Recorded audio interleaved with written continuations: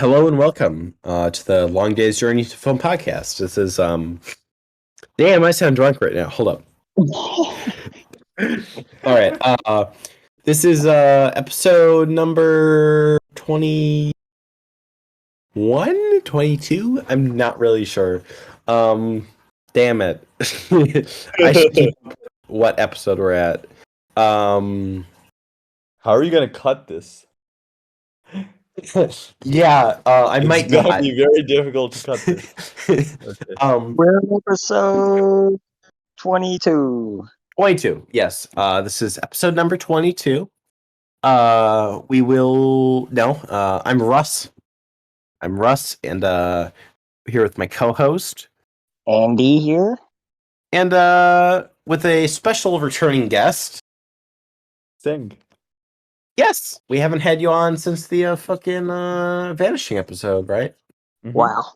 Yeah, it's been a couple of months, maybe 5. I'm not really sure. I have no clue. Shit. Oh, way. Sorry. Yeah, and we'll be talking about Cure today. So that should be cool. If you haven't seen it, it will be a spoiler discussion. So I'm pretty sure we'd all recommend checking it out, unless randomly one of us decides that we hate it mid-episode. I'm here. I'm conscious and alive.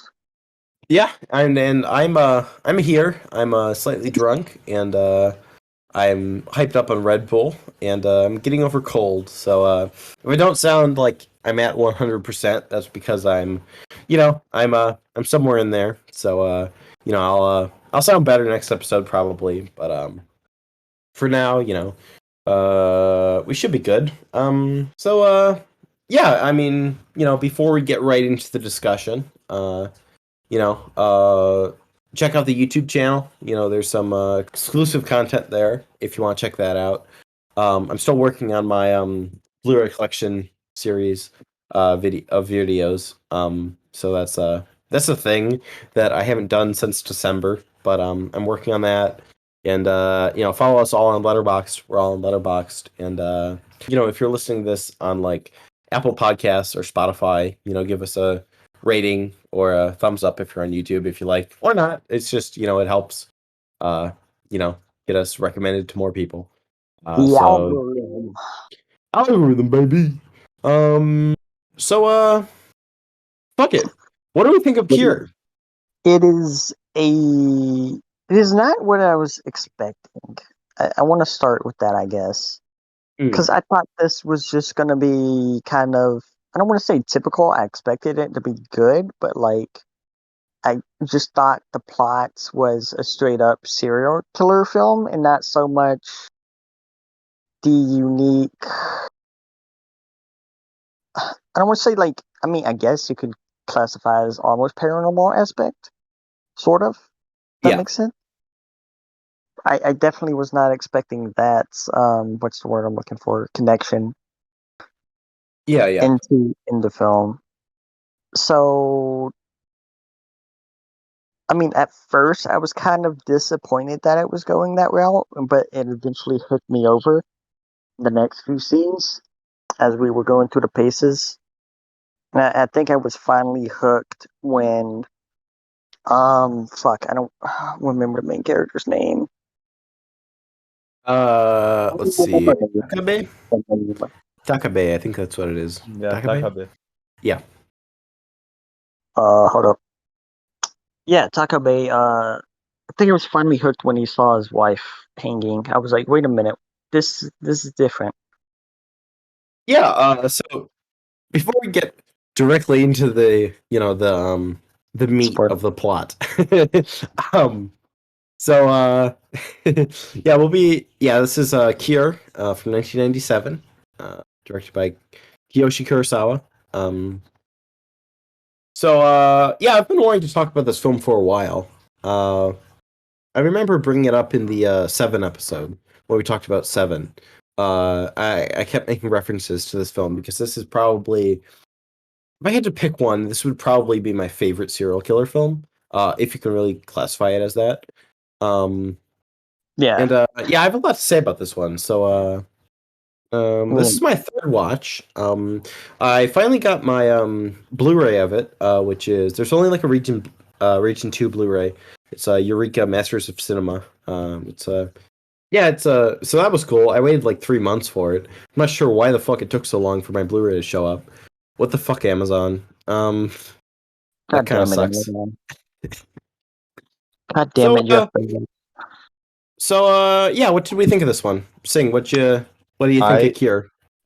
Cure is probably the movie which I find the scariest out of all the horror films, so-called horror films I've seen.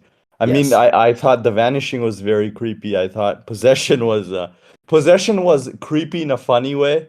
Possession wasn't really, but Cure is very like chilling, and I found it just very. It's one of those movies which like I love Midsommar, I love Hereditary. Like I think they're good films, but they Mm. didn't last with me the way Cure lasted. It Yeah. was like Cure was there in my head for a much longer time. And I just felt that like because in the beginning, like just like Andy said, you go in expecting like a simple serial killer. Like even if you look at the plot of Letterboxd, it's like, oh, the gruesome murders are sweeping Tokyo, whatever, right? They're called in for an investigation, but you don't know the so-called supernatural thing going on behind, right? Yeah. And you don't know that until like literally like 50% of the film is over.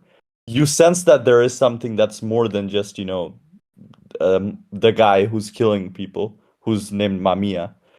So yeah, Yeah. no, I just love Cure and the suspense that it brings in that sense. And also the ending is so good. It's Yeah. It's just brilliant. It's one of the best. It's really one of the best endings. Yeah. I think that's a reoccurring thing. Every time you come on, we talk about a film with a really great fucking ending.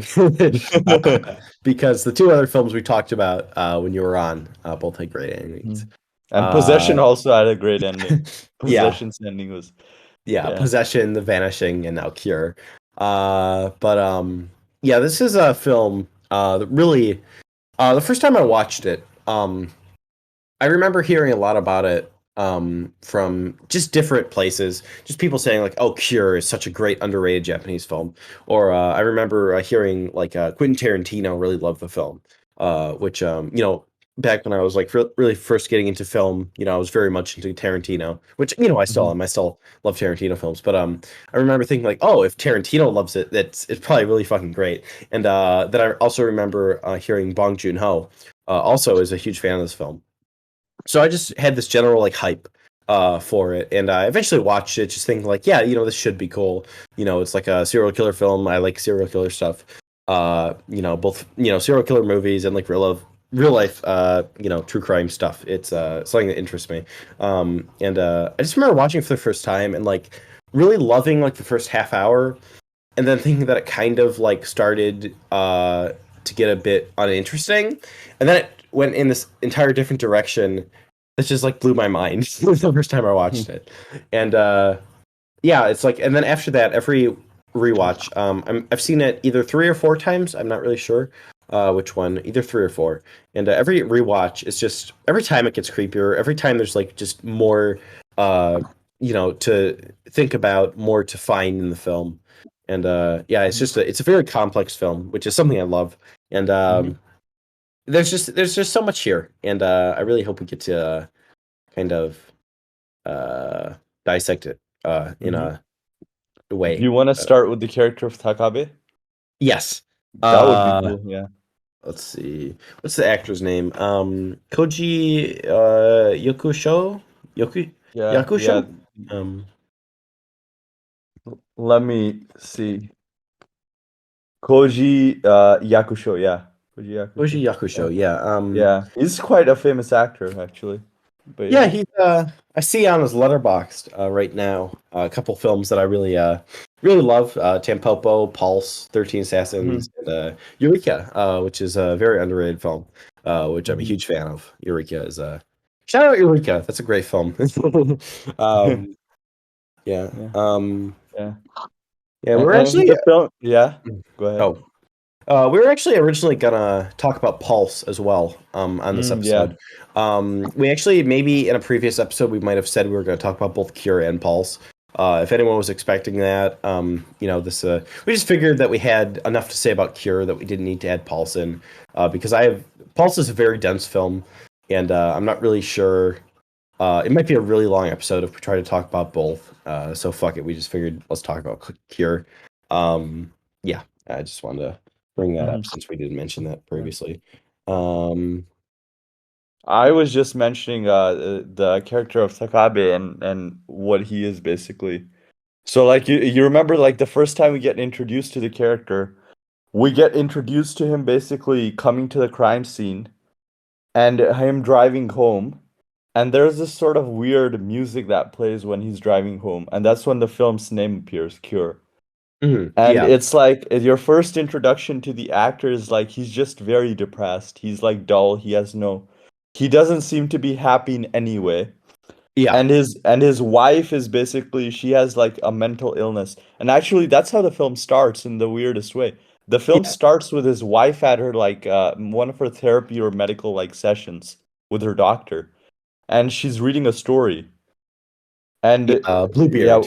Yeah, yeah, yeah, I don't remember a lot of the story, but I think if we dissect it more, just the story, I think it might have some relation to the whole plot, because why would he just start off from that, right? And the scene comes back somewhere later in the film. They don't repeat it, but it's somewhere similar, yeah, somewhat similar in that sense. So yeah, his wife is sick. She has like memory issues. She just loses track of time and space. And he just has a terrible. He has no family life. He returns home to his miserable wife, and he just gets involved in this crazy detective case where people are dying in Tokyo with the letter X marked on their neck, basically.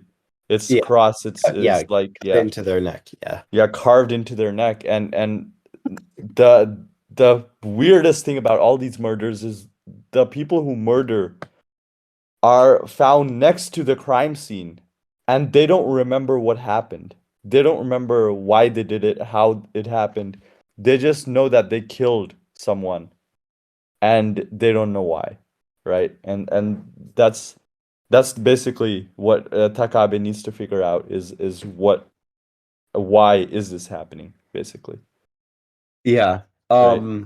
Yeah. Something I wanted to point out about the beginning. Um, I think it's very interesting. It's a very interesting choice to start the film the way that it does, because first there's a scene with let's see if I'm getting this right. Yes, first there's a scene with Takabe's am I saying that right? Takabe?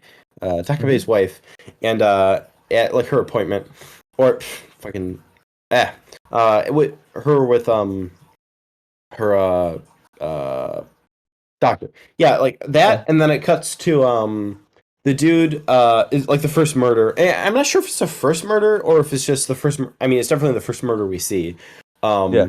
of the guy grabbing the pipe. Yeah. Like he's just walking down the street, grabs a pipe, and then you see him beating a woman to death with it. And there's very upbeat music to it, and then we hear the siren, Yeah. and like he shows it's a Yeah. very interesting choice compared to how cold and detached a lot of the rest of the film is.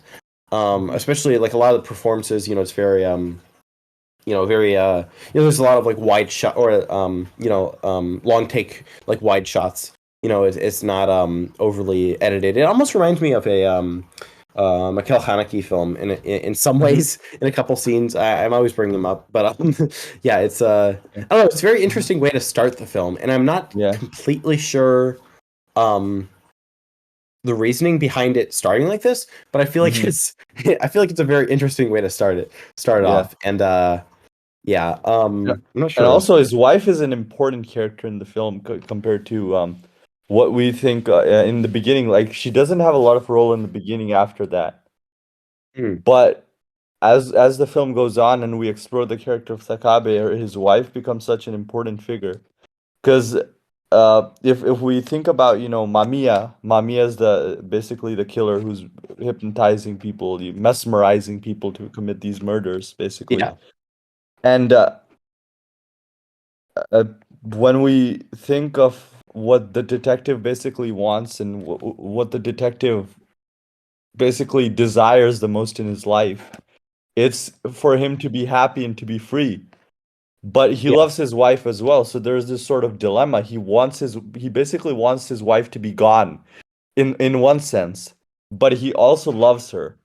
So Mamiya starts playing upon this fear that he has of losing his wife, right? And I feel like that's why Andy mentioned the scene where he reaches his home and he sees his wife hanging.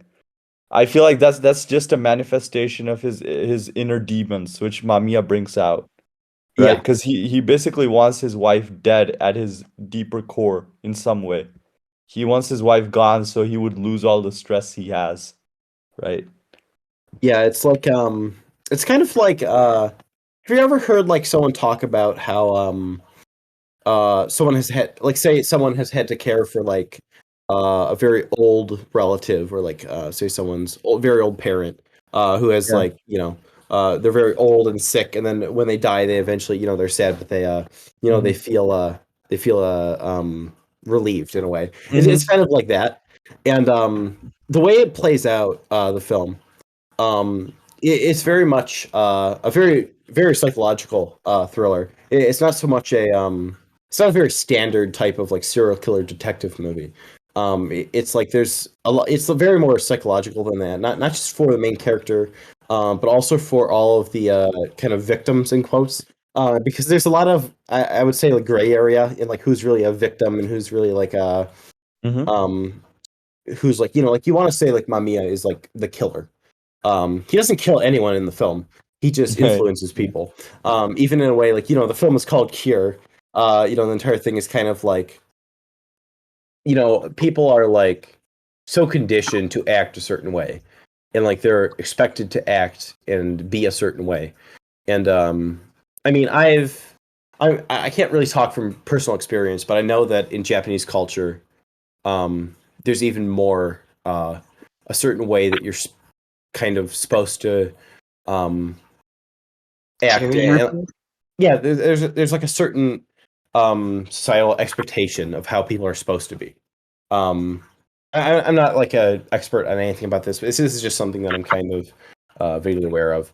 And I feel like this whole film, there's a very kind of there's a very brief scene here when Takabe is he's in like a laundromat, and there's just a guy there, and he's just like muttering to himself, and all this different stuff, like to the guy at the laundromat, and he's just standing there, and he's just like muttering all this stuff, and like I feel like it kind of shows just like how much anger and like rage is just like slightly beneath the surface of like people's like fake demeanor, of like how they act to like kind of like the mask they wear for like people, and like how they're supposed to be.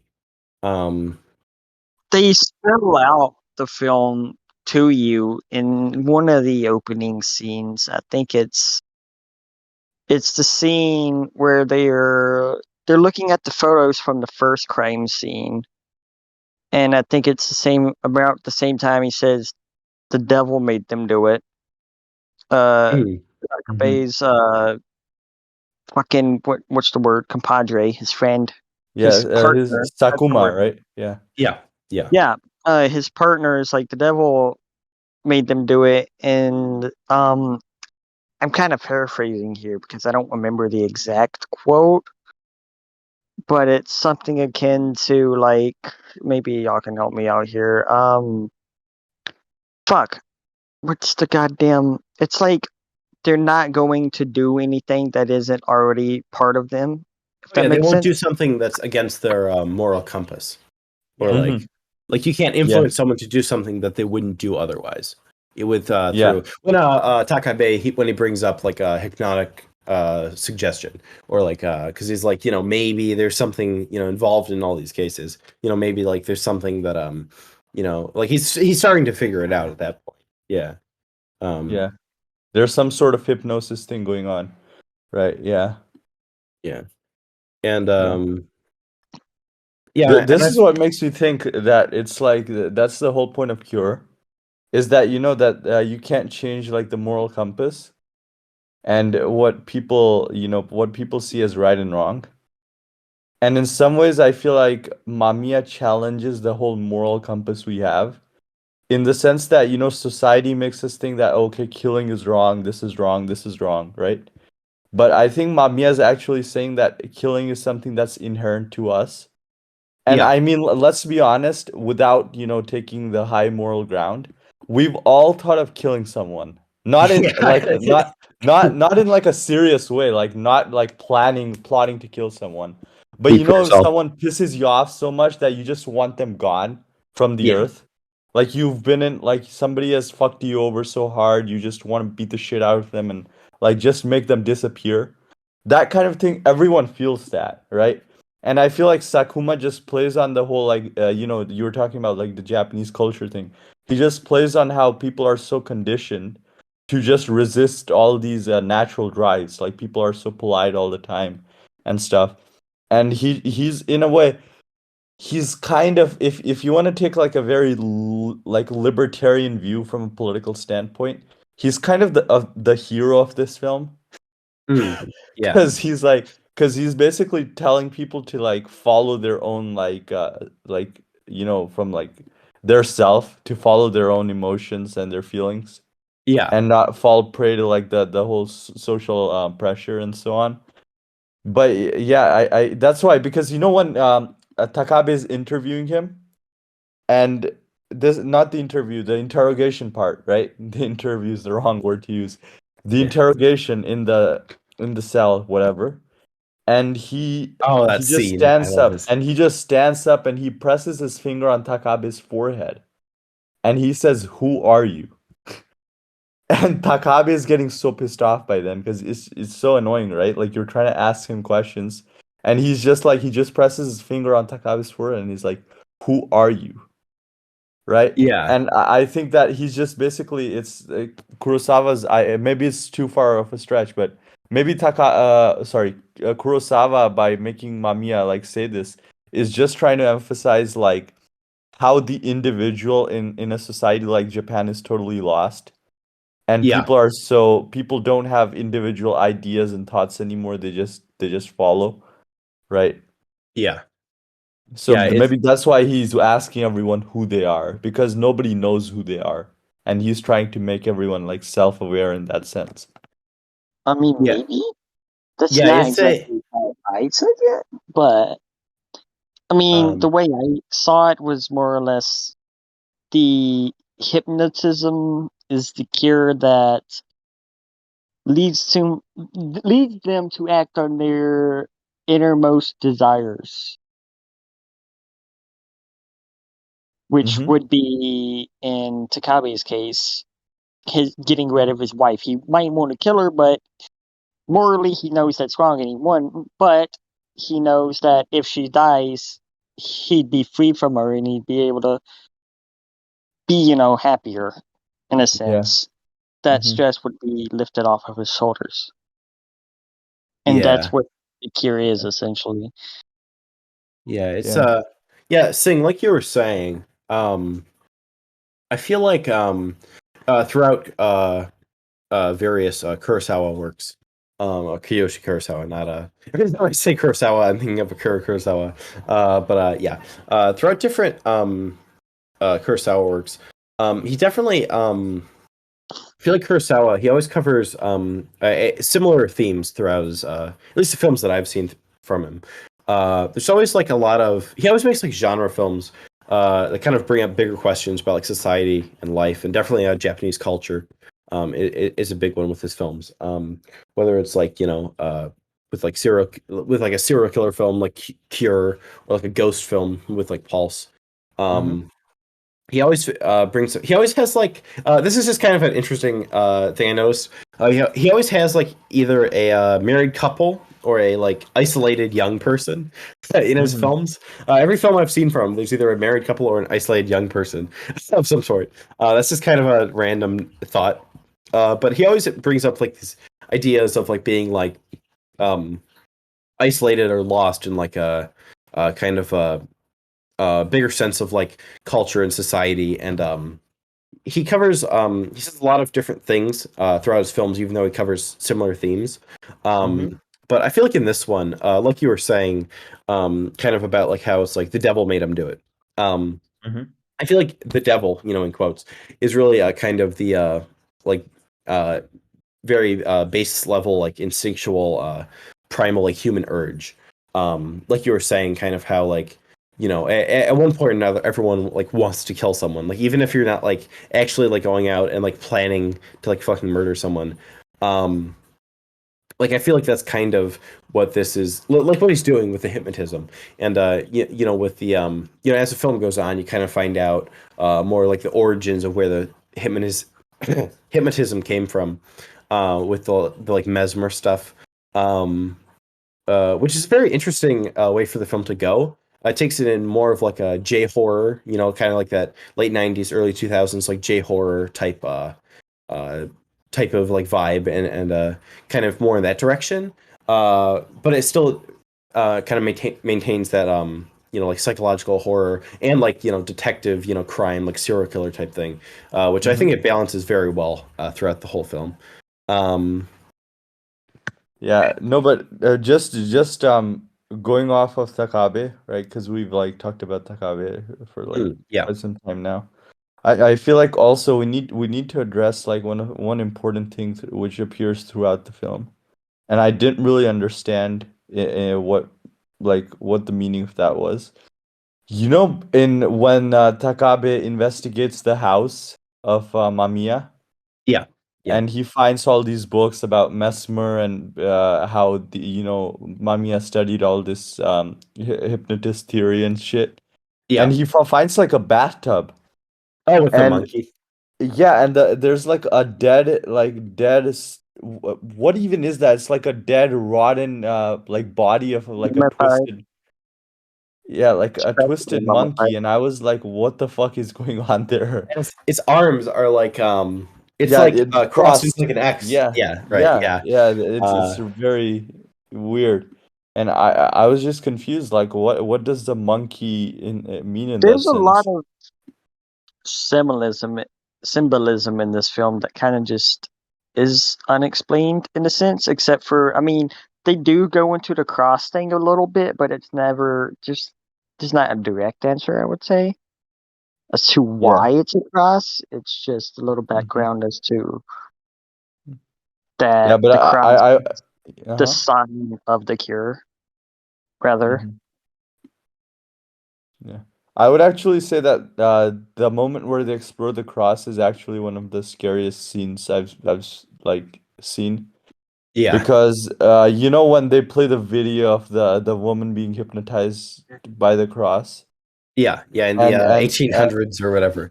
Yeah. yeah, in the 1800s, and they on the camera they show the cross being made in like slow motion. It's just so creepy, and also the woman's just sitting there with like blank face. It's very creepy, and also because they say how this has been around for like hundreds of years, right? And then the psychologist guy Sakuma, and because Takabe asked him, Takabe's like, "What do you think Mamiya's doing with this cross shit then, if it's been around for so long?" And Sakuma says he's a missionary. Yeah. And I was like, what the fuck do you mean he's a mission? Like, what's going on here, bro? Like, it's basically he's carrying like 1,000-year-old like supernatural spirit kind of thing. And that really creeped me out. It's like an ancient thing that's been around. And that was, and also the way he says it, that by that time Sakuma's like totally like gone mentally. He's Yeah. like sweating when thinking about that. He's gone. It's over for him. And also he kills himself shortly after. Yeah. So And I have to bring it up. I love yeah, that part in that scene when he's like telling him all that stuff. And he's obviously very like kind of worked up, or like kind of uh distraught in a way about all this, yeah. and like he's doing all this stuff, and then he goes over and he opens the door, and or to the other room, and there's that fucking X on the wall, or like Yeah. it like pans over or something, and like they see the X, and it's just like, He turns on a oh, light. what? He turns on a light in the room, and then there's the X that appears on the Oh, wall. that's right. Yeah, yeah, yeah. And like that's just so terrifying. It's like there's this X, and it's just like, oh, Yeah. and like he's like trying to like scrape it off. Yeah, it's uh almost like he's possessed. yeah, it's like Like, that's yeah. it's just something about this film really gets under your skin. At least it gets under my skin in a way that's just so disturbing, without ever being like too like blatantly trying to be like disturbing or showing something really scary. Yeah, Like, oh, this is like disturbing and scary. It's like it's such a well done psychological horror film. This is like yeah. Let's see. it's not Um, like an Ari Aster film where you have like, a shocking thing that's going to be shown on screen. Like the scariest thing they show on screen is like scary from a gory standpoint. It's in the bathroom when the woman kills the guy and she's like yeah, peeling his like the skin off nurse his or the face. doctor. Yeah, Yeah, yeah. The yeah, the nurse kills the doctor kills the guy and she's peeling the skin off the guy's face. yeah. And they don't even show that for like more than 1 second. Yeah, it's like Right. Like, yeah, all the violence and all the very few gore moments that are in this, because it's not a very for being like a serial killer movie, it's not like a super gory film really. yeah. Um like yeah, there's that scene which is it's super shocking when you see just fucking peeling the guy's face off, and like Yeah. also there's another part when the policeman after Mommy let's see what happens. I forget why he's in the police station. At the point in the Why he's film. in the police station? Yeah. Oh, it's because apparently the police find him on the top of an apartment building. Like he's on the roof, and they can Is see he? him. He's just hanging out on the roof of another apartment building, and they Yeah. see him on top, and they're like, "What the fuck are you doing up there?" Because Yeah, and then in Japan you can't just hang out on the roof of a building like that. mm, Right. And yeah, they see him and they're like, get the fuck down, let's go. And also, when they talk to him, he doesn't remember anything. So, yeah.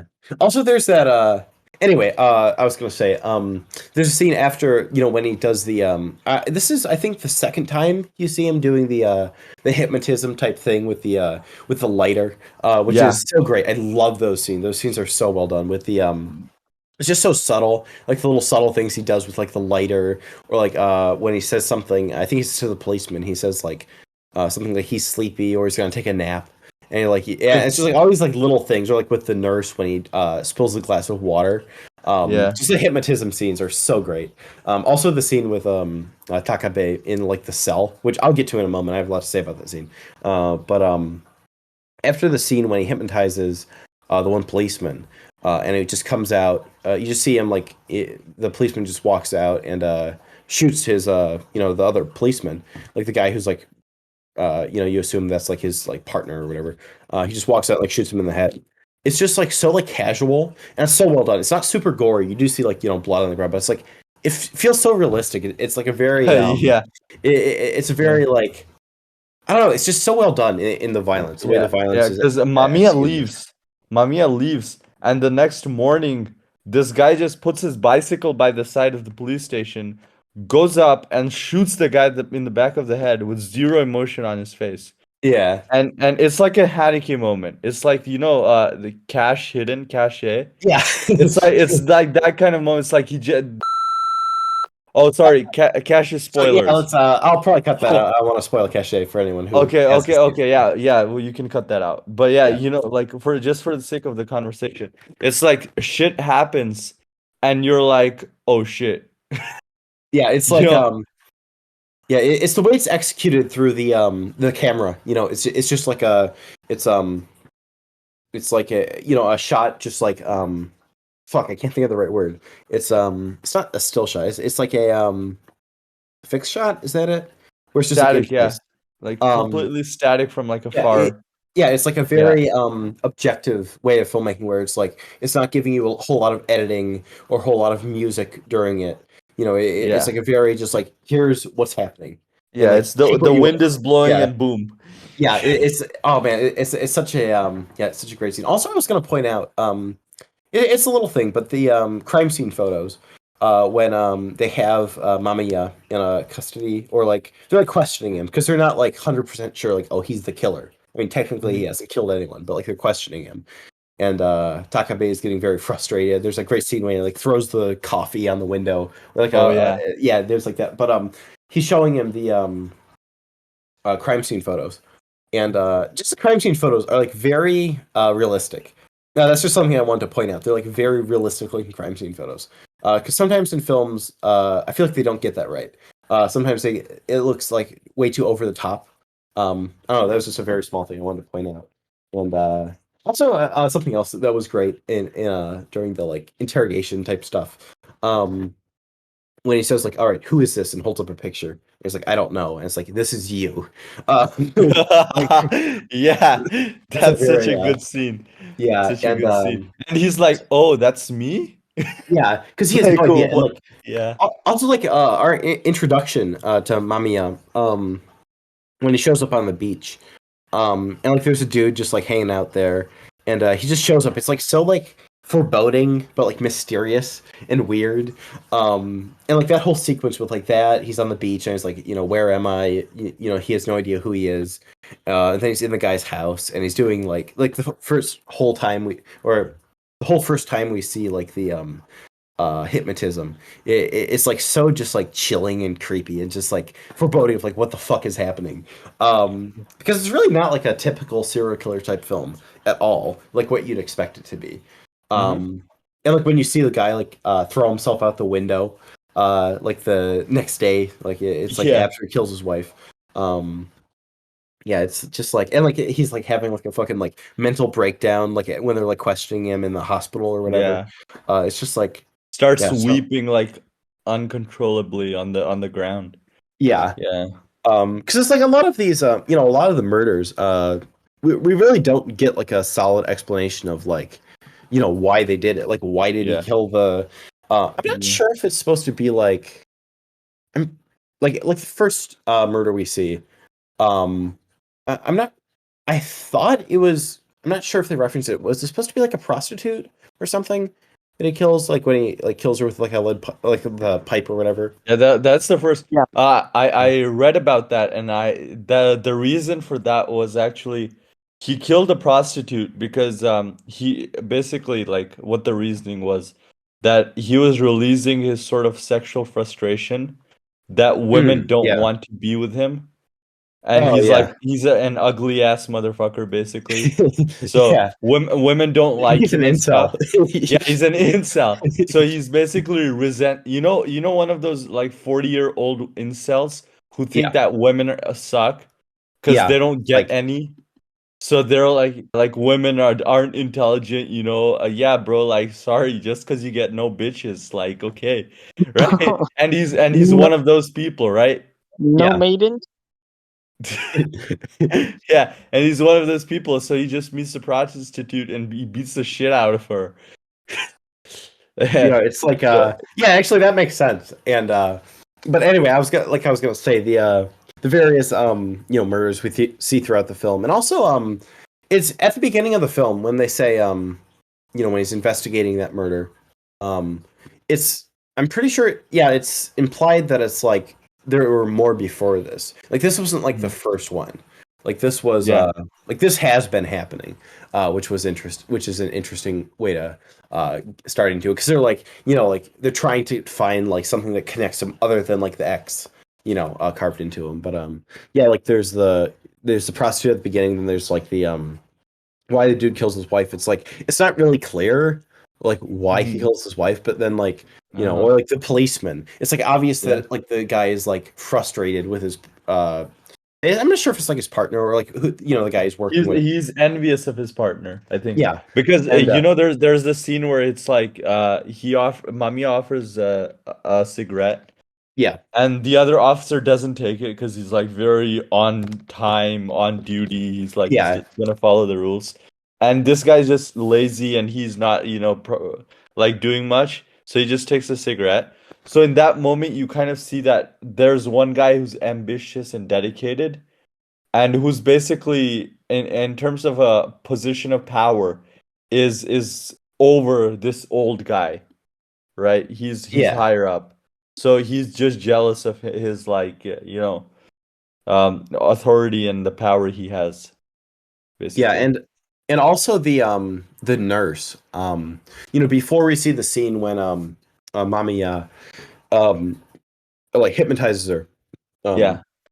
we see her with another patient, and like he's kind of being a dick to her. Like she's Yeah. let's see, I forget what exactly happens. Oh, she's basically like she's checking his abdomen, and she goes like she asks him to like remove his like shirt and pants basically, and she goes a little bit down to like his dick. Yeah, yeah, She doesn't go down there like totally, but she goes a little down there, right? And he's like, "Don't you feel embarrassed doing shit like this?" yeah, And it's like he's being a dick. Like he says something else which wasn't very polite, and it's like basically she's kind of used to the whole culture in mostly in Japan that women aren't really that many doctors, yeah. and they're not really respected in the sense that they're not supposed to be doctors. So there's this sort of like misogyny that she has faced. I mean Yeah. that doesn't apply to like that doesn't apply in my opinion at least that doesn't apply to the whole world in that sense, but applies mostly to Japan, right? Mhm. Like they Yeah. don't expect them to be doctors at all. Mhm. And she kind of feels that frustration. And I also think that the reason why she kills because the when we see her killing the guy in the bathroom, she's actually in the men's bathroom and she Yeah. kills the guy in the men's bathroom. So yeah, she's releasing this sort of frustration with men. So she wants to kill a man.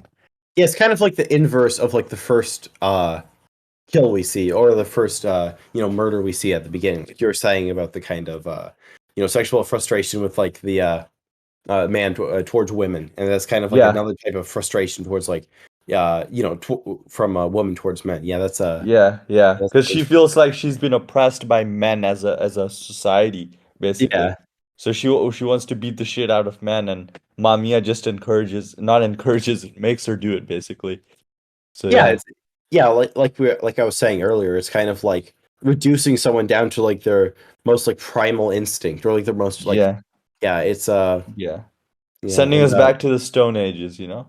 yeah. 'Cause back in the day, if something like this would happen, we would like kill each other. Like there would be no, and this also makes me think like how morality in the sense has just been like shaped in some ways. Because you know, there's a huge lobby which argues that morality is something that's innate to us.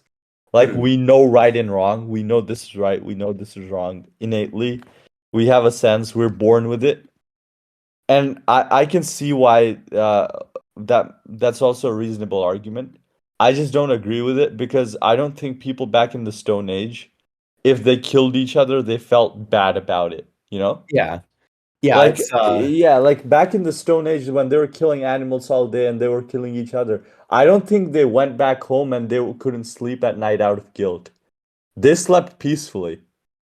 yeah, it's like Eh, yeah, like there's a really great scene. Okay, so this is probably it's definitely one of my favorite definitely one of my favorite scenes from the film. It's when Takabe goes to Mamiya's cell. And he's like kind of trying to like question him, and then it basically turns around and like basically Mamiya is kind of questioning or like kind of picking Takabe's brain, and he says let's see, he's talking, he says let's see, Mamiya says something about his wife. He says like I know your wife is sick or something, like something one of the officers told me or something like that. And like yeah. he's like kind of, and then he starts talking about it, he starts ranting, and it's like says something let's see, I have it written down, the quote. It's like I'm a detective. I was taught to never show emotion even to my family, and this is the result. It's like yeah, like I feel like this is very telling for his character and kind of what the film is going for as a whole. And also he says, let's see, what else? You think this is how I wanted to end up? We should all relax, enjoy ourselves, lead peaceful lives. But society isn't like that. It's people like you, lunatics like you have it easy, while citizens like me go through hell. It's like he's like blaming it on like, oh, this like, this you're completely insane and you're just killing people, and it's like all this. Whereas like by the end of the film, that's kind of where he ends up, and he's happier. Like at the very end of the film, I mean, Mhm. maybe this is just my interpretation of it, but at the end of the film, when he's sitting in the restaurant and he's just sitting there and he's eating, because earlier in the film, like, let's see, is there a scene earlier when he's in a restaurant, or is it just a scene when he's Damn, I wish I knew. Because I'm pretty sure there's a scene earlier when he's eating, and When he's oh like, yeah, he's he's like in the super stressed. restaurant and he's sends back the plate and it's full. He doesn't eat much. Yeah, but by the Yeah, end, he's relaxing. He's just like, and yeah, this is in my interpretation of it. There's various interpretations of the ending. It's very ambiguous. It's not very cut and dried at all. But I see the ending as he kills his wife, and mm-hmm. he's sitting there, he's relaxing. He ate, he's smoking a cigarette, and Yeah, he that's what he's doing. He's enjoying himself. He's leading a peaceful life. It's, mm-hmm. because he's Yeah, became the in quotes lunatic that he's mm-hmm. like condemning Mamiya as. And Yeah, I don't know, it's just yeah, such an yeah. interesting film. There's so many scenes like this, so many like different things, different threads that you can connect throughout the film that there's really a lot. It's a very dense film, and there's also a lot about this film that I feel like I haven't quite grasped yet. Mm-hmm. Like one thing is I'm not really quite sure what the tables shaking are. Because in the first Oh scene, yeah, yeah, in the when first when scene when Mamiya starts ramming it oh starts yeah, oh beating the yeah, shit out when he of the escapes, yeah. yeah. So yeah, but first we see let's see, I'm pretty sure it's the first scene with Yeah, fucking Takabe's wife. She's yeah, in the place and she's reading Bluebeard, and the table starts shaking. And it's such an odd scene because it's very it feels kind of detached from the beginning of the movie. Because it almost feels like the first scene should be the guy, killing a woman with the pipe, and then it's like, you see the police siren and they're going out and says secure.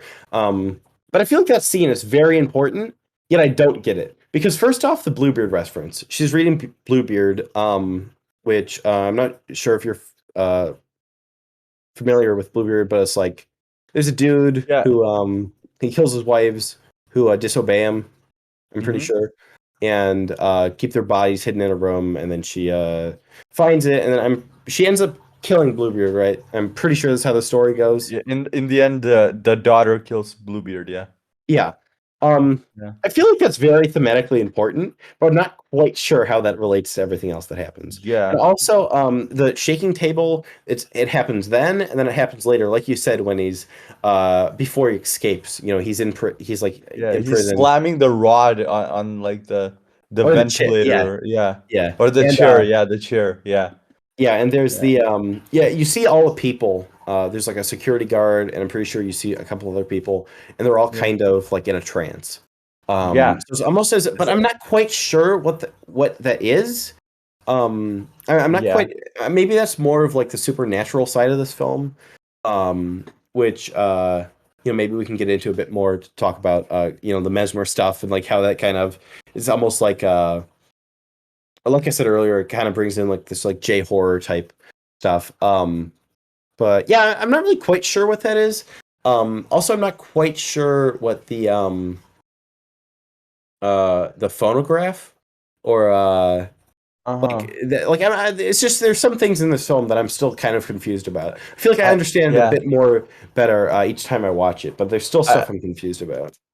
I think I understand more about the phonograph than because yeah, because we see we're basically by the end. This is what the ending means in the sense that Takabe has taken over the role of Mamiya. Takabe is Yeah, now the guy who's responsible for yeah, carrying on the curse basically, because right? before he kills him, he goes. Let's see, it's after. What's the guy like the guy he's working with who kills himself? What's his name again?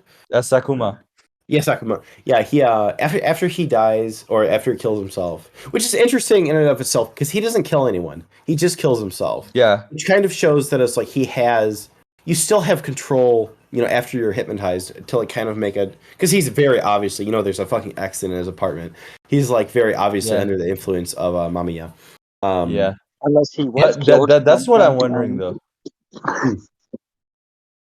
And I read through some things before we started the episode, and someone suggested that Mamiya might have killed his partner, but I don't know how I feel about that.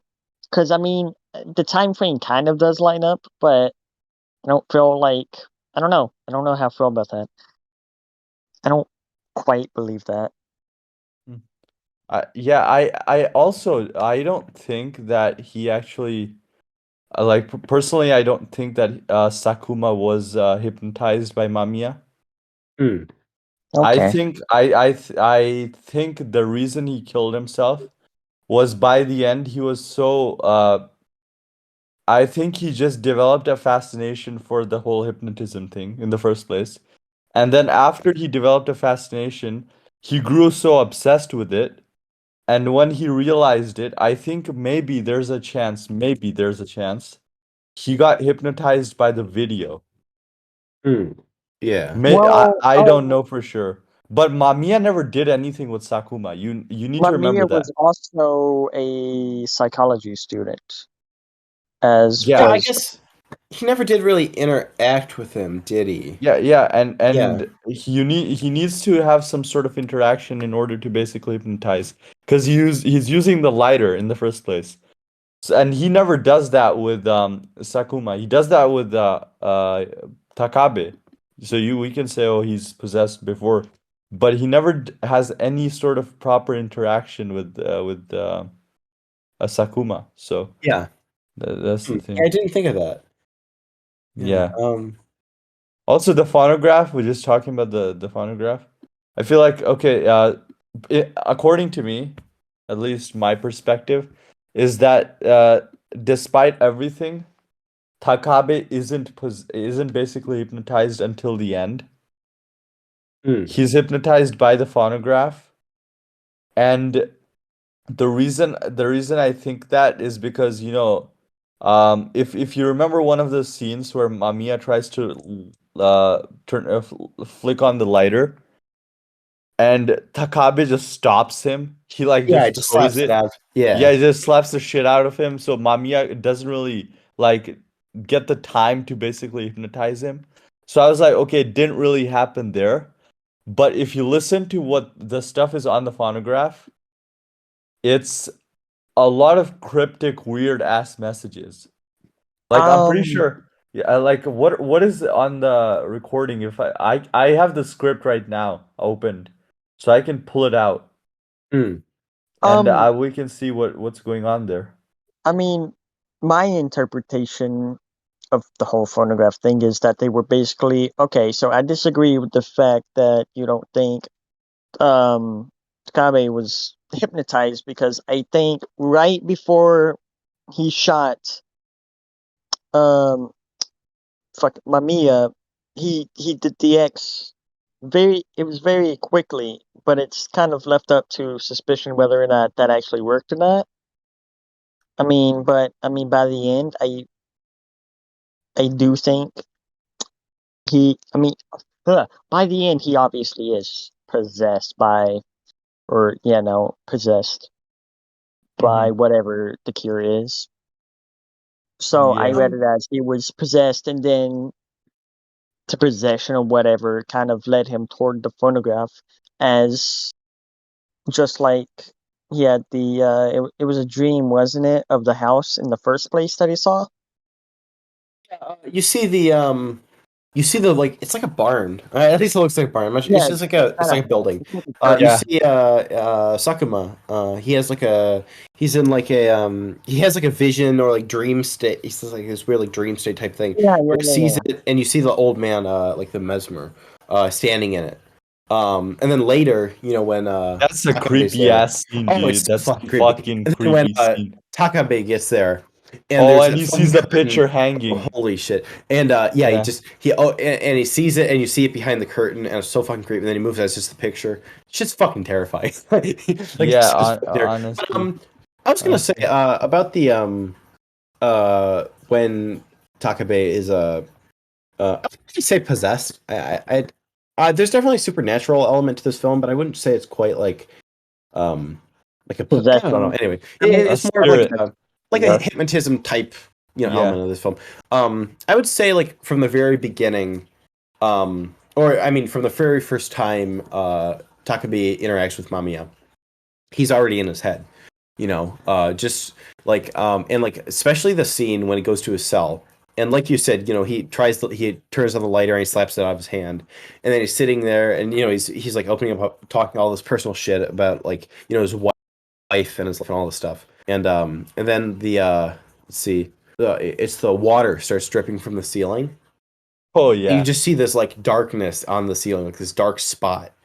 And it's just, oh, that scene is fucking terrifying to me. Like, just like it's not even like that. It's just like this like dark, like it's like the room just like darkens, and like I feel like from that point on, Mamiya is totally in Takabe's head. Like he's like he's like just like connected to him in this weird way, and even it's like kind of not clear whether or not Takabe kills the guard outside of Mamiya's room or like Mamiya's cell before he escapes.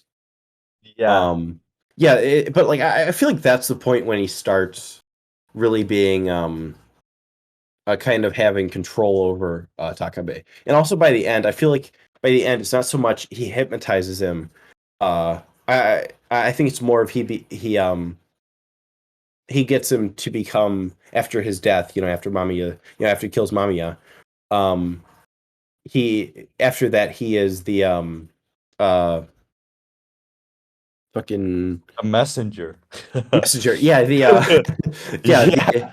That's a weird ass way to say it. The messenger. He sent also the script, I just remembered. I just see this right now. This is what Sakuma says of Mamiya when they're talking about the videotape, right? yeah. Yeah. He's saying he's been sent. So Takabe asks Sakuma, "So what is Mamiya then? What's your guess? Tell me." And he says, "A missionary sent to propagate the ceremony." Like, Just what the fuck are you ceremony. talking about? Yeah. And the scene during which he says it, he's like sweating all over, and his eyes are like wide open in shock and fear, and he just says, "Sorry, I was just imagining things." Yeah, it's like damn, like it's this is some creepy shit. Like Yeah, yeah. like it's like Also, I just realized something. I think we made a mistake in that sense. We forgot about one dialogue. I said that Sakuma didn't really interact with Mamiya. yeah. He went to meet Mamiya on his own, off screen. They don't show it. Mm. But Oh, yeah, oh but yeah. Takabe, when he starts erasing the cross from his wall, Takabe Yeah. asks him, "You met Mamiya, didn't you?" He asks him, and Sakuma says no. And sorry, yeah, and Takabe says, "Yes, you did." And Sakuma's like, "It's weird. I don't remember." Okay. Yeah. Damn, I really should have rewatched this right before the episode, but I just didn't have time. Yeah, Uh same here, but still, like just reading the scripts right now, it just brings back so many things. yeah. Yeah, Okay, you, so you that said does make that. sense. Yeah, I feel like yeah, like I was saying earlier, um I feel like it's interesting how Sakuma Hmm. he doesn't kill anyone. He kills himself. I feel like Hmm. that says something about his I don't know, something about it says even more about the the hypnotism, because it's not just like, all right, I'm going to hypnotize you to murder someone. You are going to kill someone after I hypnotize. It's like it makes it even worse for the people who do kill people, because it's Hmm. like I feel like that's like his when he's brought down to the level of just like primal instinct, like that's what he does. He kills himself. Um, I don't know. I feel like that's an interesting. Yeah, yeah. Uh, I feel like he doesn't want to live. I think that he realizes that if he keeps going on like this, he will kill someone. And anybody who's killed someone, any person who's killed their own, family member or someone they loved, they're gonna have to spend their entire lives with the guilt of killing their like wife, their own, yeah, family member. And he can't live with that guilt and regret. Like that's too much. Dude, imagine like spending 50 years of your life knowing you killed your own son.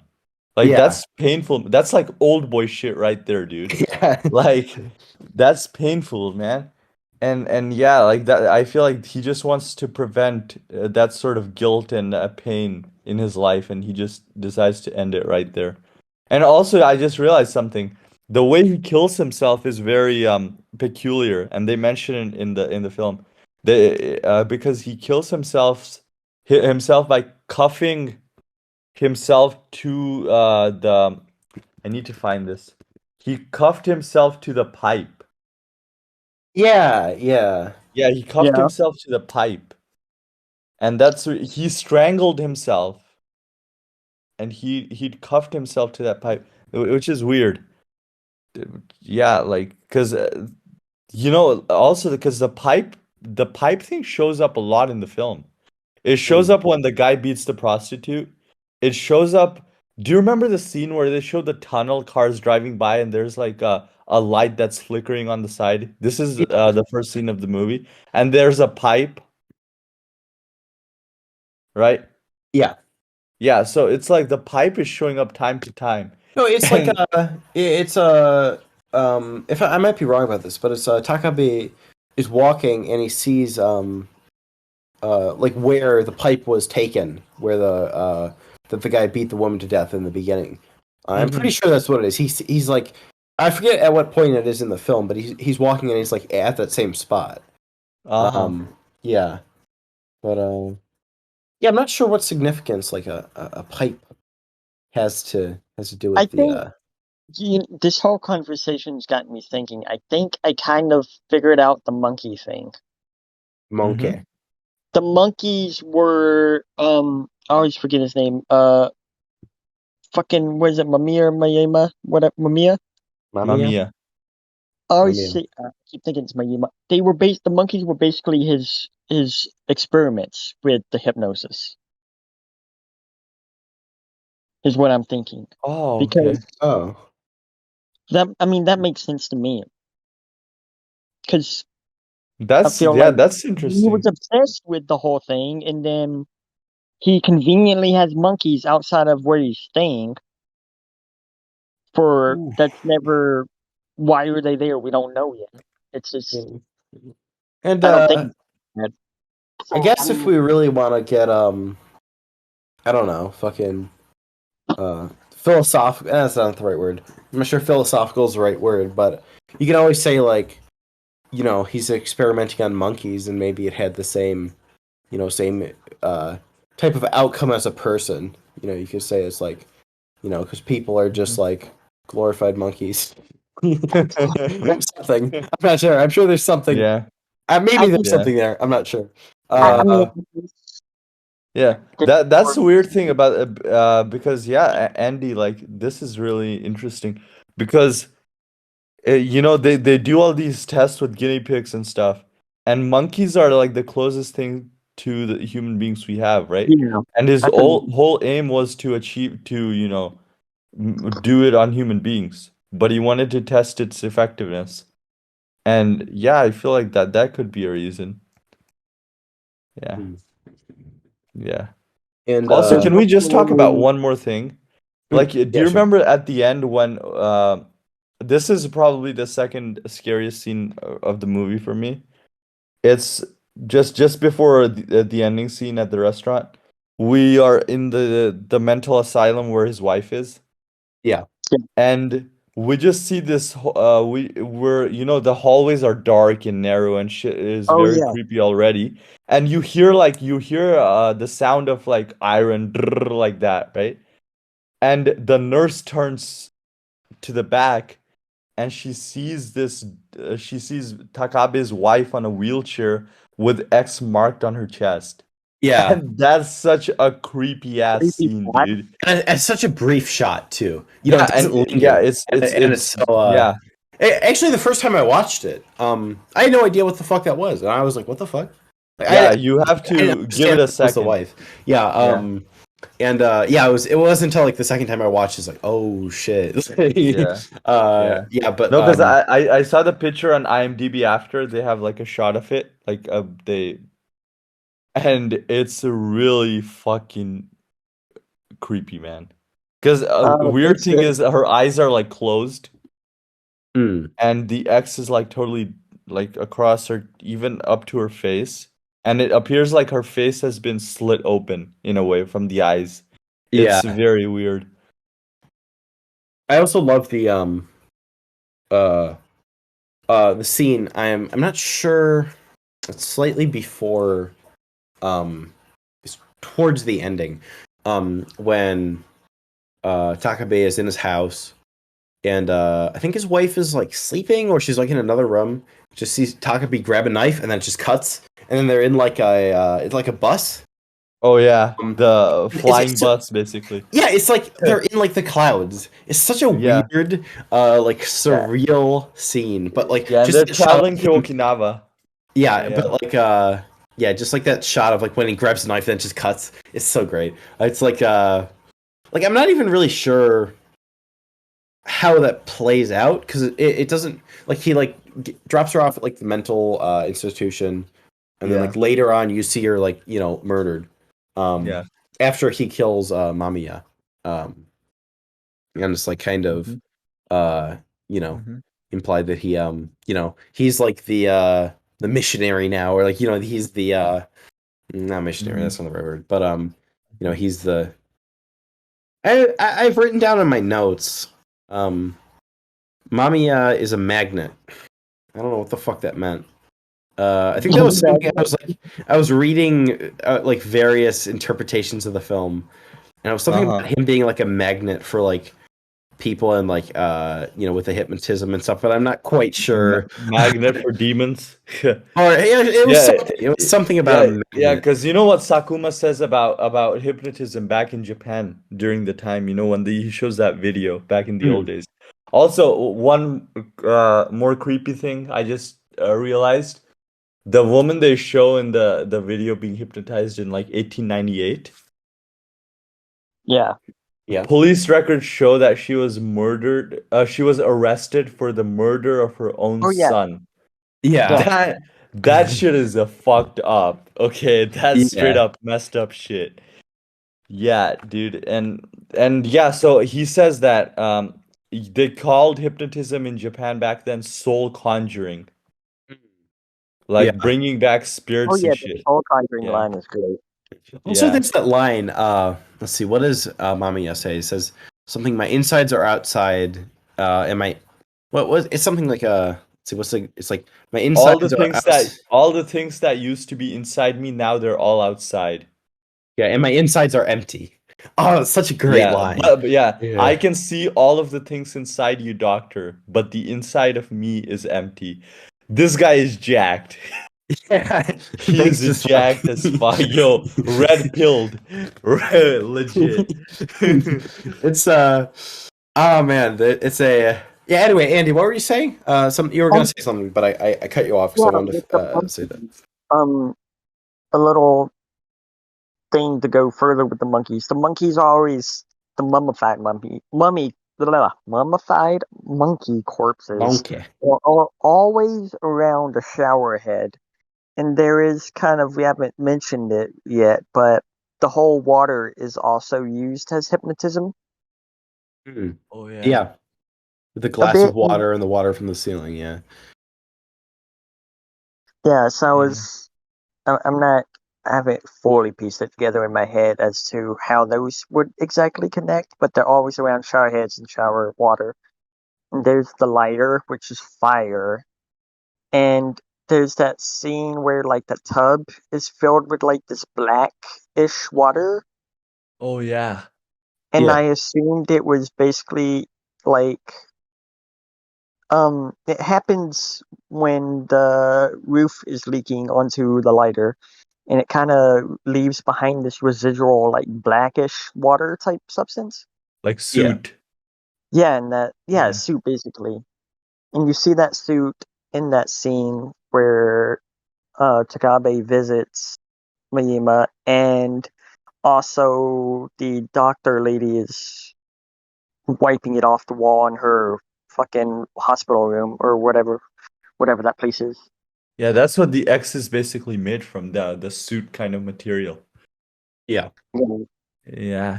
That's I'm a not very nice exactly observation, yeah. I feel like we're discovering so much more as we're just going on with this.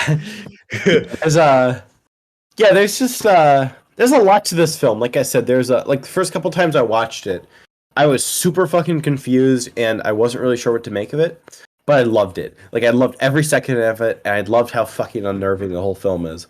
And something I was gonna point out, I really love the long shots. I think I maybe mentioned this earlier, but I really love the long takes. You know, the Mhm. long takes and like minimal editing. Oh That's yeah, something I really love in you know the films. first scene where we're introduced to Mamiya, and it's just a shot of him just standing there by the beach, Yeah, yeah. and also Just it's a pans weirdly and back and creepy forth. Yeah, scene. Yeah, it's a weirdly eerie like scene because it's just this like plain mass of nothingness, and there's just this guy who's basically staring at you. yeah. And, That's yeah, and that's the introduction to like our villain. You know, that's the yeah, killer. But it's like so like foreboding in like this very like I don't know, just eerie like quiet way. Yeah, it's so great. yeah. Yeah, it's not a typical. You know, it's not a typical like type of serial killer thing. I don't know. Like I could you probably argue this isn't even really a serial killer movie, to be honest. Yeah, that's Like I mean true. it is and it isn't, like in a way. But also I was gonna say I love the like slow rumbling like background noise in some scenes. Oh Like I yeah. especially really like some of the the hypnotism score parts. of the So film. The score is really nice the and gore, you atmosphere. said? The score, Oh, the the sound. score. Yeah. Yeah. Yeah, it's yeah, really great. It's very like I was saying, the rumbling is very unnerving in parts. Yeah. It's very cool. And Yeah. also Especially when just they Especially show like in the that barn scene. house. yeah. Oh, I Oh was yeah. talking about That's that whole sequence is so creepy. Just that it reminds me the scene when I already brought it up before, but the scene with the picture behind the curtain. It reminds me of a Yeah. scene in Pulse.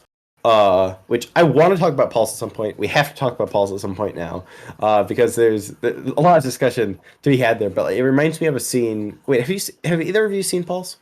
no. No. Okay, I'm not gonna say anything more then. But it reminds me of a scene which is very fucking creepy in Pulse. Um, yeah, that wasn't much of anything, but yeah, it's just like it's very. Also, there's like a couple of great parts when like I said, the editing is very minimal in this film. But there's a few parts where it's like there's a very like quick like flashes of like a single frame of something. Like when Takumi is thinking of it's like the monkey in the apartment after he goes to the apartment. It's just like a quick shot of it, and it's just like it's Uh-huh. showing you just enough information so you know what's like going on in his head. But it's not being like blatant and like telling you. You know, it's just like a very well done way of giving you information. I Yeah. really love that style of filmmaking, and that's something I really love about Kiyoshi Kurosawa. Is just the way he approaches like the technical elements of his films, mixed with everything that's going on in it, plus the like kind of genre, like genre films he makes. Um, Mm. it's yeah, very interesting style. Yeah, he's I can imagine this film being having an American remake where they totally miss the fucking point. yeah. And the ending is like, oh, Mamiya's dead and everyone's happy again.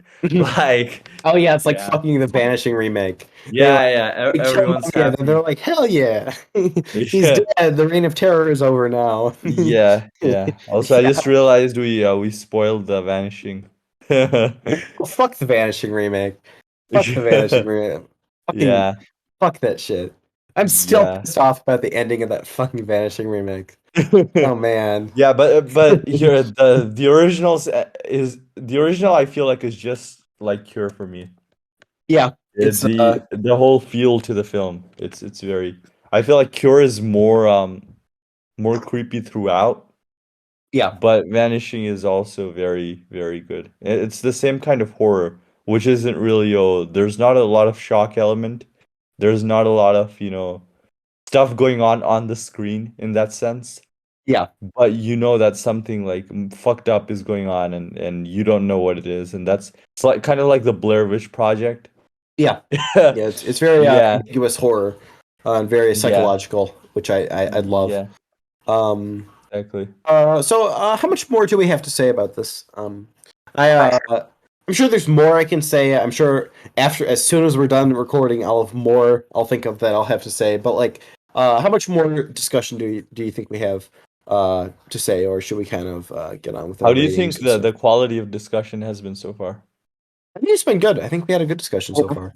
Yeah, Maybe I've over the enjoyed place. it a lot I actually. feel like we've maybe jumped all over, back and forth. But I Yeah, always yeah, do that. I but like you guys. I feel like we've gone deeper than we did with the possession and vanishing one. Oh yeah, yeah, Yeah. yeah. The possession discussion. That's Because I. you can't talk about possession. It's just It's, impossible. you Like, can't unless you really have like a fucking like you have a very good grasp on like this theory that you fucking like. All right, I think I know what possession is about because it's one of those films where like there is so much to fucking talk about. It is.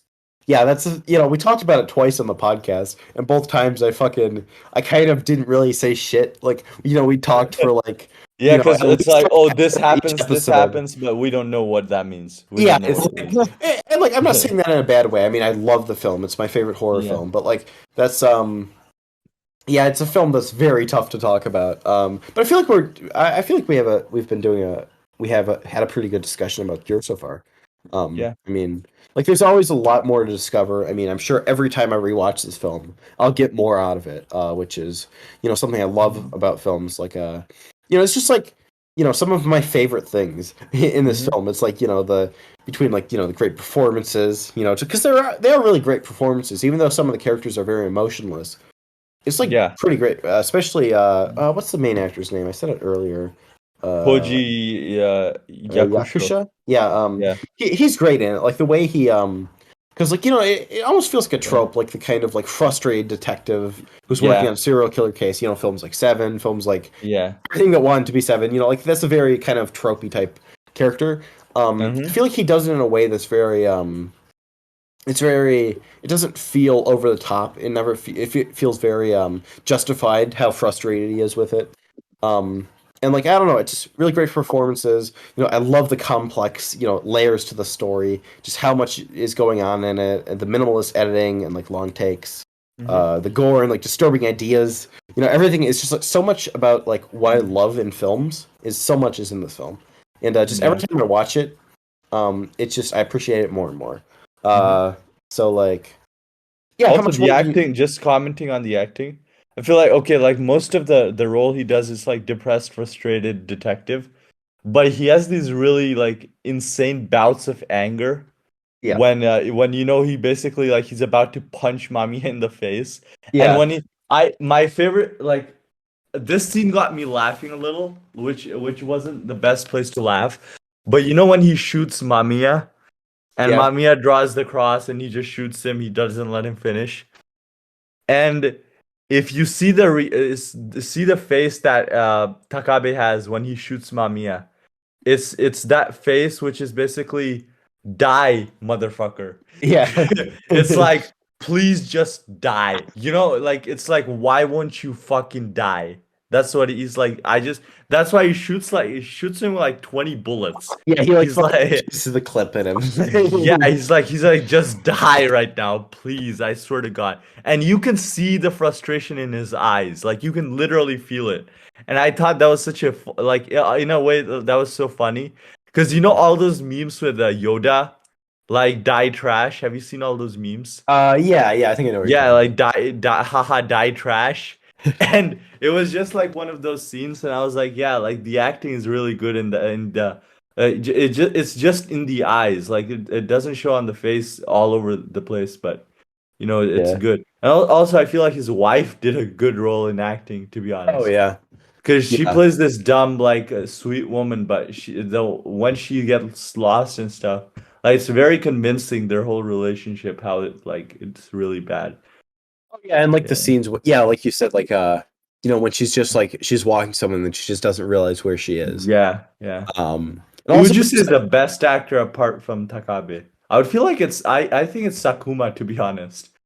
yeah, yeah, because Mami, he's very he plays a character very well. But he's Yeah, definitely very, it's a very minimalist performance. He's yeah. very Kitano style. Yeah, yeah. Actually, were we saying this before the episode, or was this at the start of the We episode? said this before the Okay, episode. yeah, Kind of. it's very deadpan. It's very emotionless.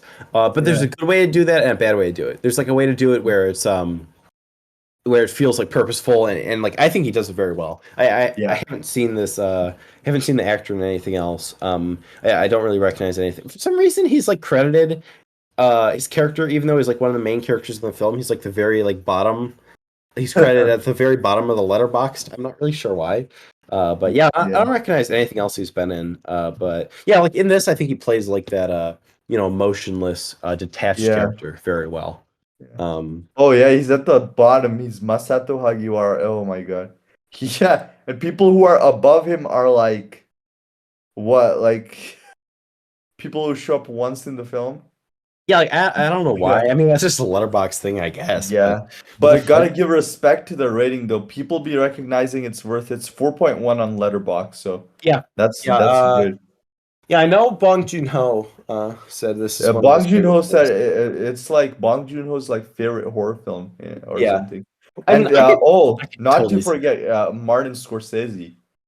Oh yeah, yeah. He's also a big Yeah, fan of this film, yeah. isn't he? Scorsese was like Cure is like the creepiest film, one of the Mm. creepiest films I've ever seen.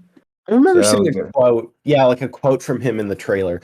So this is just like a random thing, but I was like looking through like Cure content on YouTube, video essays, reviews, Oh that type of yeah, shit. There's actually a very interesting Cure essay. It's called let's see, what was it called? Cure: How to Be Happy While Saving the Species. For some reason, it's on Letterboxd. Like the video essay is on Letterboxd. I'm not really sure why. yeah. It's very The interesting. guy who made the video uploaded it on Letterboxd as well. Oh, okay, but it's a Yeah, very interesting interpretation of the film. And anyway, there was that, and also there was a trailer for the re-release of like the 4K master of this film in yeah. theaters, which it actually came to a theater near me back in December, but I wasn't able to see it. Which like fuck, I wish I could have seen this film in a theater. Anyway, it was like a trailer for like the re-release in theaters or like, and it's great. It's like a great fucking trailer. Like it's just like I don't know, just like there's so many trailers that are just fucking trash that show way too Yeah, much or totally don't like convey the right tone of the film. yeah. But there's this trailer. It's just like it was uploaded like maybe like 6 months ago, and like it's just a really great trailer. For Mm-hmm. Kira, I feel like it perfectly encapsulates the atmosphere and tone of the film without showing too much or like saying or showing too much like what's happening or it doesn't give away too much. It's I don't know, just it's a random thing, but like yeah, there's a really cool trailer for this film on YouTube. Yeah. Um, yeah, Also, just before we like finish or do whatever, this is what Martin Scorsese said about Cure. Um, there are startling images and moments in this picture that will haunt you for a long time to come. yeah, And I suppose I should say that it's not for the faint of heart, but be Hmm. brave because it's worth it. Kurosawa is a major filmmaker. If Scorsese is saying that it's like there's moments that will haunt you for a long time, you know this shit is bussin'. Like you yeah. know this is The voice Kino. Like crack. yeah. You know what? You know Also, what's a, also just on this article, they have picture of Mesmer. The picture. mm, Yeah. While we were talking, it's interesting that the reality is a bit different than the fiction, but I mean, it doesn't really change anything for me. I like both versions, Hmm. and I Uh-huh. think the connection to reality actually kind of makes it a bit more interesting to me Hmm. because I don't Yeah. know. I kind of like this whole this. It's kind of it's not a super common trope, but it's a trope that exists where like in horror movies, there's always this really old scientist from like 1700s or fucking whatever that did some weird creepy shit, and now it's like, oh, he actually was onto something. Hmm. I mean, you see it in Guillermo del Toro's Kronos, and then Hellraiser 4 also mm, has yeah, that whole thing. Uh-huh. yeah. Yeah, I like the way how they executed it in this though. Because it's like also if you look in on the whole mesmerism thing, like Mesmer didn't really do a. Oh, okay. I see. Because okay. I think we missed this, but it's not really our fault that we forgot to talk about this. Because Oh, Mesmer, it was basically he invented this thing called animal magnetism. Oh yeah. yeah. Yeah. And his whole thing was that you can transfer natural energy between animated and inanimate objects. So you could Oh, transfer your energy into a chair or something. As for like Martin Scorsese said, the images that will haunt you for the rest of your life or whatever. Uh, that last shot of the woman just grabbing the knife and walking off, Oh and just yeah. fucking ending, and like just like Takabe just sitting there relaxing, and like I said, at least in my interpretation of the film, after he's killed his wife and he's kind of been cured from like the kind of societal pressures of being like a person like being a Yeah. like this like he's sitting there, he's just and he's like at this point he's become Mamiya basically. He Yeah. is I'm guessing he'll show up on a fucking beach not knowing who the fuck he is the next day. I'm not really sure where it's going, but Yeah. he's sitting there and it's just you see the waitress just like grab a knife, just walk. It's so it reminds me of a fucking Mikhail Haneke film. It really is. It Yeah. reminds me of the last shot that would be in a fucking Mikhail Haneke film. Oh, Uh, exactly. Yeah, exactly. it's amazing. It's just so It's fucking like chilling. It's without amazing. spoiling, it's just the ending of Cache or the Yeah, piano teacher. yeah. Okay. It's literally just like that. And It's just one of those things. It just sticks to landing so perfectly. yeah, perfectly. Yeah, And also, just when we see her grabbing the knife, the credits roll. yeah, So you're like, holy shit. Right. Yeah. yeah. Also, I remembered what I was about to say. Mm.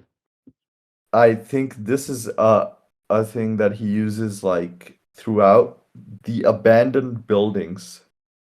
Oh yeah, because there's a scene earlier when he's like when they're chasing Mamiya and he's in that building. Yeah, yeah, Yeah, yeah. yeah, There's like and that really like even the buildings which aren't abandoned look like they're like ghost buildings.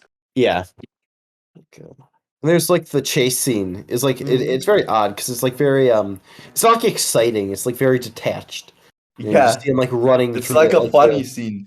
yeah. It's oh man, it's very yeah Yeah. yeah. I'm not really sure how much more I have to say right now. Like I said earlier, fucking half an hour ago. I'm not really sure. I know that I'll have more to say, after the episode's done, and I'm sure I'll have more to say in the future about this film. But like at this point, I feel like I've kind of said everything I'm thinking about this film at the moment. But yeah, do you guys have any more final thoughts? Andy, you got anything more to say about it? um, I don't really think so. Aside from my ratings. Okay. Sing, how about you? I don't think I have more to say. Okay. So usually, like before we get to the ratings, what would you say are any negatives you have towards the film? I only have Um, one. I mean, yeah, at this point I only have one real negative. It's when Takabe shoots Mamiya and he just kind of falls over. It doesn't feel very realistic, especially like I said earlier in the film. There's a scene when the policeman shoots a guy in the head or shoots other policemen in the head. It feels very realistic. And then there's just when he shoots him, it just kind of like slowly falls over. I don't know. It didn't. I feel like the impact wasn't really there. And then after when he shoots him after that, he keeps shooting him. That's all good. But like just that one thing, it just felt a little bit really cheesy, but it just felt a little bit fake. Um, but I don't know. Maybe that's really the only thing. And also like, of course, there are parts of this film that, especially the first couple of watches, I found very confusing. So I wasn't sure what to make of it. That's not really a negative towards the film. It's more of just for me with my experience the first couple times watching it. I didn't really know what the fuck to make of like a lot of it. But as I'm rewatching it, and the more I learn and the more I talk about it, the more I really kind of piece it together, and the more I love it. Yeah, that's about it I have for negatives. I really don't have. I think this is a pretty much near flawless film, in my opinion. Yeah, I understand what you're saying because when you shoot Mamiya and Mamiya's sitting at that point and Mamiya just tips over. He Yeah. like he just is like it's like and he also there's no sort of tension. He just smoothly tips over. It's like duck. Yeah. Like and you're like But I mean, yeah, I guess you could say he's like expecting it in a way, because it is one of those things where it's like comes full circle. It's like, it's kind of like, I don't know, like Seven or something, where it's like, yeah, he wants the him to killer's kill him. plan is like Yeah. fully played Yeah. out, even though he actually, spoilers for Seven, And he dies says by it the in end of the it. end. Yeah. He says it in the end. He basically says he won. Yeah. Like he does. Right, yeah. I Um, don't have any issues with the film, to be honest. yeah. Like now, the more I think, I think it's perfect. Like of course it's like technically I don't know, I'm not an expert on filmmaking, but as far as the movie, how it impacted me and stuff, it's brilliant. 10 out of 10 from my side. Yeah. Yeah, same. I would definitely I would definitely give this a 10 too. It's 10 out of 10. It's, definitely my favorite, if I'm to label this a serial killer film, and if I'm to choose a favorite serial killer film, I would say this is probably my favorite. And I mean, this is a big statement coming from me because I love Japanese films, but it's honestly like probably top 5 favorite Japanese films. It's like, it's up there. Mhm. It's like one of my fucking favorite films ever now. And just I love how I don't know. There's really a lot to take in, and there's so much about like the different things it's doing, and the way it just like genre wise, it does the detective thriller perfectly, it does psychological horror perfectly, it does the like exploration of humanity and like all these different themes perfectly, and also does like the more supernatural like J horror stuff really Oh well. yeah. Compared to something like say like the Room, which is a more not the fucking hell. The Ring. I mean, Yeah. not the Tommy Wiseau film. The Ring. Something like that, where it's more of like that, or like Audition. It's like that, like J horror type stuff. Actually, Mhm. I guess you can really call any Japanese horror movie J horror, but you know what I mean. It's like that certain type of vibe. It combines all of that in a very it just blends together perfectly. If I have any, it just wasn't exactly what I was expecting, but that's on my expectations. Yeah, So, not over I it mean, like I being really Singer. fault the film for that, but I mean that's fine. I am more interested in checking out the rest of Kiyoshi Kurosawa's filmography, especially Pulse and Creepy sound interesting to me. Yeah. Um, I definitely recommend Pulse. If you like this film, definitely watch Pulse. Creepy is interesting. I don't like it nearly as much as Pulse or Cure. It's there's very different style. I feel like Kiyoshi Kurosawa has a different style in some of his more modern films or some of his more recent films in the past like 10 years. Uh, Yeah.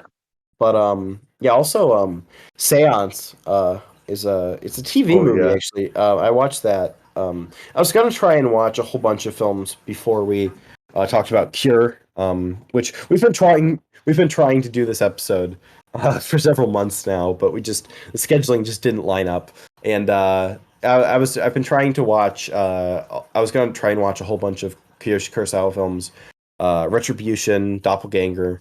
There's different films that look very interesting from him. Before We Vanish, that's another one that looks very interesting.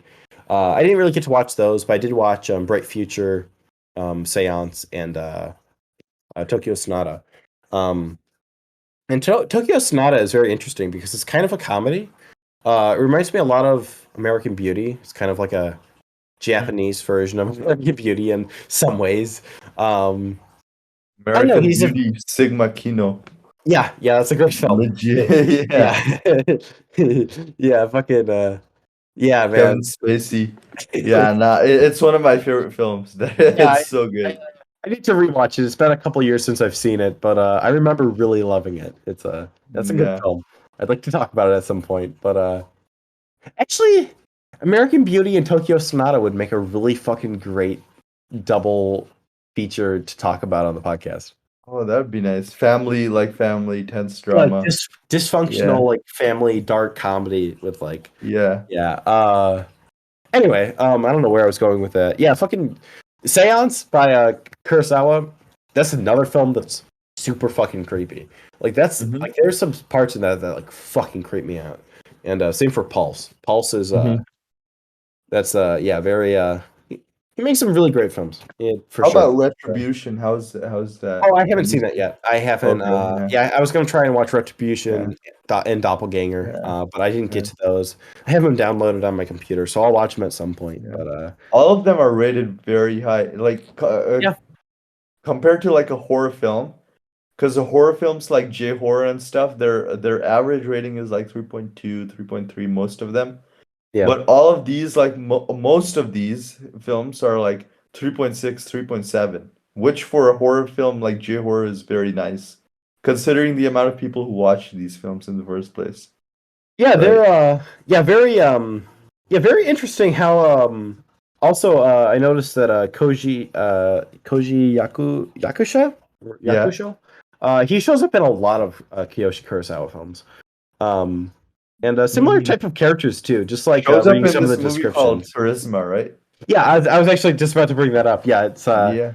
it looks very like there's a lot of very similar plot elements, but like I said, at least from the films I've seen, even though they deal with very similar topics and very similar themes, they're uh they're not like repetitive. I feel like none of the Mhm. films I've seen from him are repetitive in any way. Like Bright Future. Bright Future seems like it's at least from the premise, I thought it was going to be very similar to Pulse, but Mhm. it's that's a weird fucking film. Bright Future is such a weird film. It is like by the time I was done watching, I was like, "What the fuck did I just watch?" In like the best way possible. It's Uh-huh. yeah, he's definitely one of the most interesting directors, or definitely one of the most interesting like current still because he's still making films. He had a film come out like last year, didn't he? Yeah, I think last year or 2 years ago, yeah. Yeah, Think. let's see, what's it called? Yeah, Wife of a Spy from 2020. It's like yeah, he's still making films. So like he's such an interesting director, and I really want to see more from him. He's got like a show too, or like a mini series called Hmm. Penance. I want to see that. That Oh, looks interesting. that's Um, nice. yeah, it's Yeah. but also just to finish up the Cure discussion, what's your favorite scene from the film? Mine would be the scene in the like the dark cell when at least in my interpretation of it when Takabe gets hypnotized. That whole scene in the cell when he's ranting about his wife and stuff, and Oh yeah. also the ending, of course. Turns I love into that. like a therapy session. Yeah, yeah, like Yeah. yeah, Yeah, I it love that. was it was a weird shift in tone. It was very interesting. I loved that. Yeah, Yeah. My favorite scene that's a very difficult. It would either probably be the interrogation scene mm, they do where he's like where he's just pressing the finger on his forehead and asking him who he is. Or the scene where uh the scene in the barn house basically oh yeah, yeah, where yeah, because by that time I just remembered something. The camera movement has become much more shaky. It's not as stable anymore, the camera. Yeah, mm, when he's there in the barn and he's about to kill Mamiya. Like the yeah, camera's moving around. It's all like it's a situation of chaos. And yeah. it's yeah, it's very nice, yeah. Those two scenes are probably. How about you, Andy? What would you say is your Um, favorite I'd scene from it? say my favorite scene would be probably the moments where we finally get that bit of exposition about Mesmer when he Oh, goes to his friend partner's it's his partner's house, right? Apartment? Yeah, Where yeah, yeah, but yeah, that yeah. little whole segment including the video clip. yeah. That's Yeah, I would say that's also in my top three. I don't know in which order, but that's up there with the best. Yeah, yeah. But yeah. So are we well, done? that's That about was it for the nice. Cure discussion. Yeah, we had a fucking great discussion. It's been at least like an hour and a half worth of talking. Like, yeah, Yeah, Yeah. 47 minutes. Holy shit, we've been going longer than I thought. Uh, Yep. Yeah, well, yeah, thanks for listening, especially if you listened all the way to this point. We next episode, I'm not quite sure what we're doing. If anyone's really paying attention to all the, everything we're putting out, I did like an update saying that we're gonna do an episode on Lokisha and Ben and Arthur. And I'm not really sure where we're at with that episode. It might still happen at some point. I mean, we all watched it and we all took notes, but I'm not sure when the fuck we're gonna do that episode, if we're gonna do it. Because we have an episode planned. I don't know. Should we should we say like we're gonna do that, or should I not even bother mentioning it until you see it, one of his films, Andy? I don't know. I think I will also enjoy his films, but I mean, I think I will enjoy his films, but Yeah, I don't yeah. know. Okay. I mean, I can at least mention it, Yeah. right? Okay. Yeah. So we're planning an episode. We're gonna talk about since the new Gaspar Noé film, Vortex, is coming out towards the end of this month, April. It's coming out April 29th. So having Gaspar Noé being one of my favorite directors and one of my favorite filmmakers, I definitely love to talk about some of his films. And since he doesn't have that many films, I figured, we figured, fuck it, maybe we should talk about all of his films. But Andy, he hasn't seen one yet, which I'm fucking kind of jealous that like being able to watch a Gaspar Noé movie like fucking Enter the Void for the first time. It's gonna be fucking epic. Kind of fucking awesome. But yeah, that we're do all of his films. We might do a first for the podcast and talk about every film from Gaspar Noé, or we might just talk about Location next episode. I'm not really fucking sure. So stay tuned for that. A couple weeks from now, we'll see where we're at with that. But thanks for listening. And anything else we want to shout out at the end of the episode or say? Penis. Penis? Shout out to the first responders. Shout out to first responders. Yeah, shout out.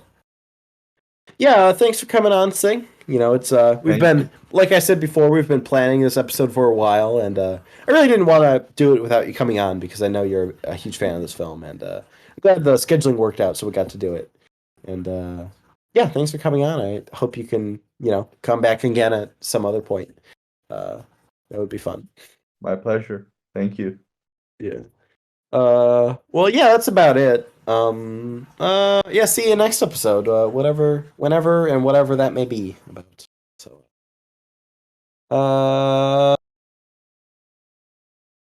yeah.